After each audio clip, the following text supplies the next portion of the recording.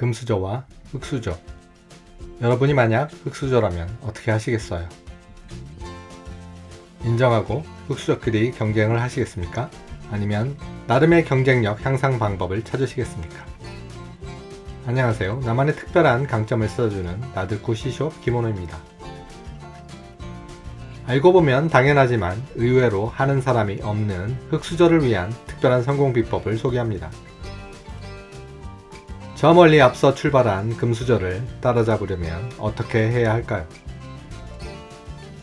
얘기를 시작하기 전에 먼저 능력에 대해 알아봅니다.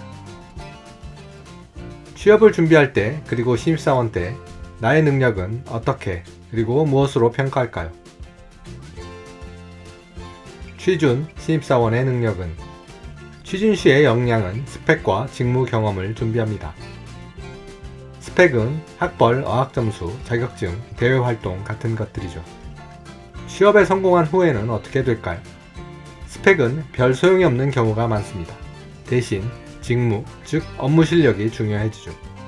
전공과 직무의 지식, 경험, 태도를 평가합니다. 여기서 중요한 것은 두 가지가 있는데, 첫째, 스펙이 실제 발휘되는 능력과 차이가 있다. 둘째, 나의 능력이 다른 사람들과 별반 차이가 없다는 것입니다. 따라서 다음에 두 가지를 준비해야 되는데, 취준 시에는 단순히 서류 전형을 위한 것이 아니라 실제로 활용할 수 있는 실무 역량을 높여야 합니다. 그럼 신입사원이 되어서도 계속 유효하고 경쟁력을 높게 유지할 수 있습니다. 두 번째는 남들과 다른 나만의 특별한 능력을 준비하는 것입니다. 여기서 나만의 특별함을 만들 때 필요한 것이 있는데, 스펙, 전공, 업무를 넘어 내가 가진 모든 것, 즉 내게 있는 자산을 최대한 활용하는 것입니다. 그럼 내게 있는 자산이란 무엇일까요? 자산이란 내가 소유하고 있는 인생의 커리어에 도움이 되는 유무형의 재산이라고 할 수 있습니다. 내가 지닌 자산의 종류는 사회적 자산과 신체적 자산, 그리고 경제적 자산의 세 가지로 구분할 수 있습니다. 사회적 자산 중 인맥 관리는 관계의 인지, 관계의 형성, 인맥 관리의 3단계로 진행됩니다.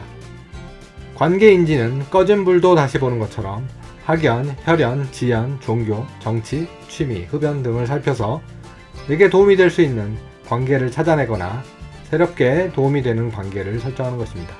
상호적 도움이 되는 관계는 다음 페이지에서 설명합니다. 이후에는 형성된 관계를 잘 유지하거나 해지 또는 신뢰도를 조정하는 것입니다. 참고로 관계의 신뢰도 5단계가 있습니다. 일본 골드만삭스 대표를 10년간 역임한 도키 다이스케는 왜 나는 영어부터 배웠는가 라는 책에서 인맥관리의 신뢰도를 5단계로 나눠서 설명하고 있습니다.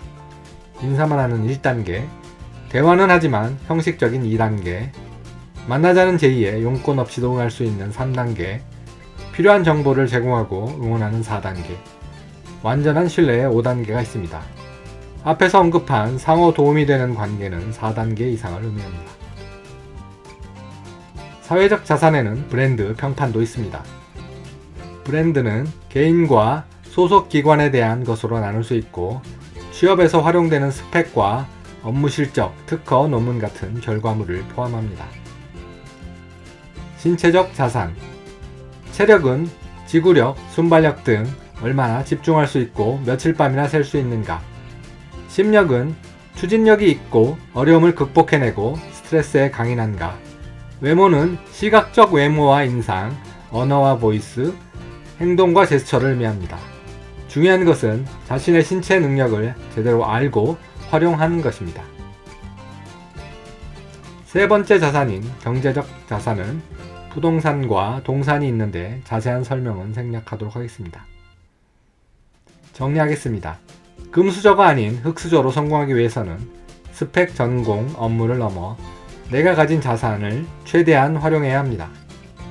자산은 인맥, 브랜드 평판의 사회적 자산, 체력, 심력, 외모의 신체적 자산, 부동산, 동산의 경제적 자산이 있습니다. 흑수저라 좌절하지 않고 제대로 경쟁하고 싶다면 내가 가진 자산을 제대로 알고 활용하세요. 지금까지 나들고 C숍 김원우였습니다. 감사합니다.